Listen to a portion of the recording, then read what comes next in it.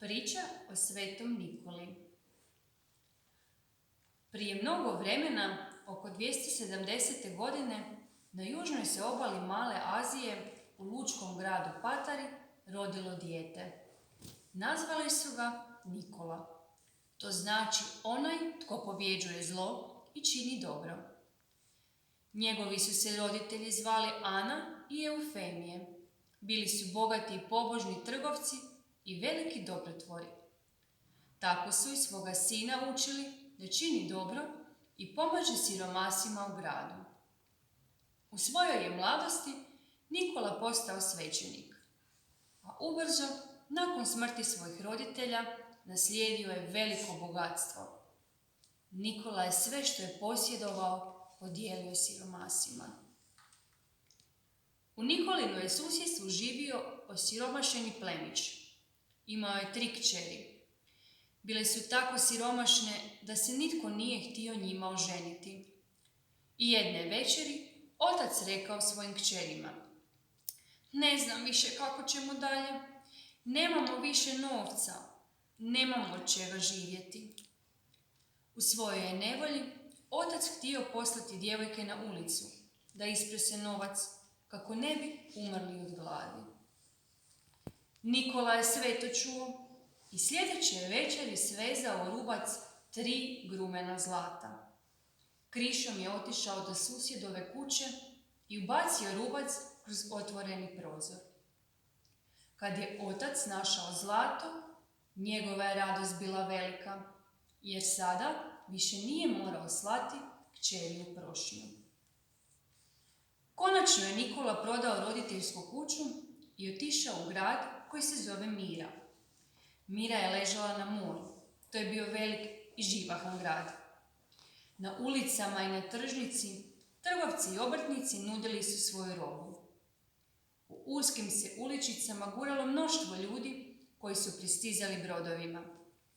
Nikola je okupio skupinu muškaraca i žena s kojima se molio Bogu i kojima je čitao Bibliju. Držao je službu Božju, poučavao djecu i pomagao gdje god je mogao. Ubrzo je stekao krug sljedbenika, a cijeli ga je grad cijenio i volio. Kad je umro stari biskup u Miri i kad je trebalo izabrati novoga, izabran je Nikola. Od tada je imao još više posla nego prije. Od novca koje je donio iz Patare, dao je izgraditi kuću za ljude koji nisu više imali svoj dom. Ondje su mogli živjeti, raditi, zarađivati za život. A kasnije je sagradio i kuću za djecu bez roditelja. Ljudi u Miri govorili su: "Nikola je dobar čovjek." Jednom je gradom vladala glad. Sunce je peklo i sasušilo polja i livade. Zalihe su bile potrošene, a ljudi su otupjeli i sjedili u prljavoj i poderanoj odjeći u svojim kućama i po trgovima. Nije bilo ni daška vjetra.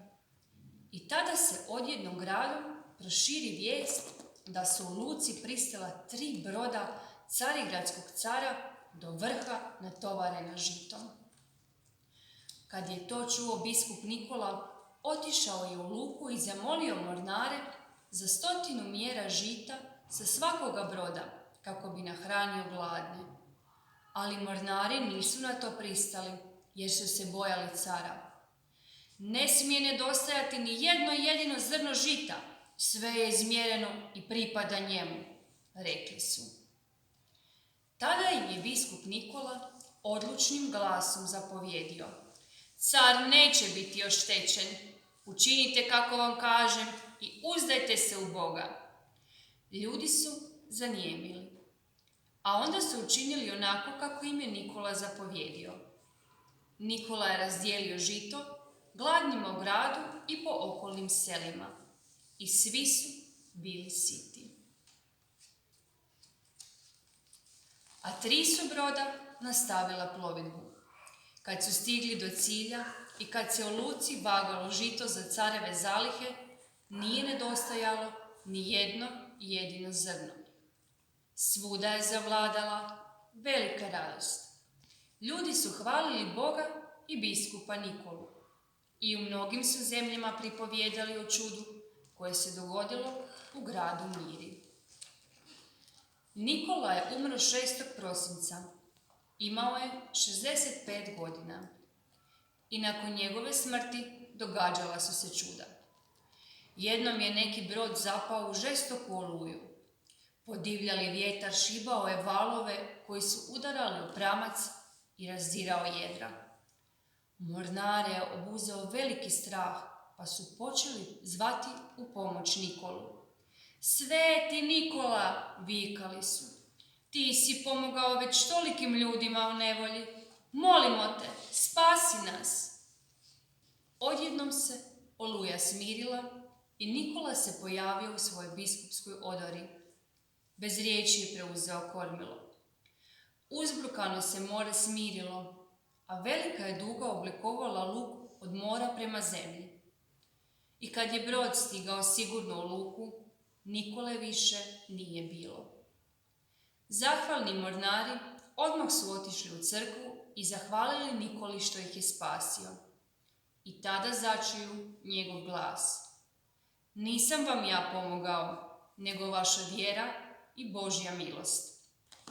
I sve do danas, ljudi koji se nađu u nevolji nisu prestali prizivati svetog Nikolu, poštovati ga i prepričavati njegova dobra djela.